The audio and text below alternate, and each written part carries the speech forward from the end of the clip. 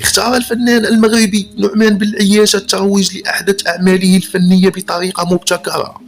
بعدما نشر صورة عبر حسابه الرسمي على موقع انستغرام ظهر فيها مرتديا بدلة رسمية إلى جانب فتاة ترتدي فستان زفاف، مما أثار فضول جمهوره وأطلق موجة من التساؤلات حول ما إذا كان الأمر يتعلق بزفاف حقيقي.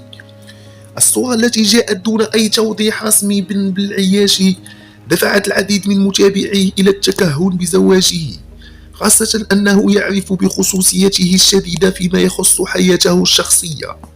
وفي هذا السياق كشف المصادر الخاصة لمجلة أن الفنان المغربي متزوج فعلا منذ عدة سنوات، إلى أنه يفضل إبقاء تفاصيل حياتها الخاصة بعيدة عن الأضواء، ما يعزز فرضية أن الصورة المنشورة تندرج في إطار الترويج لعمل فني جديد.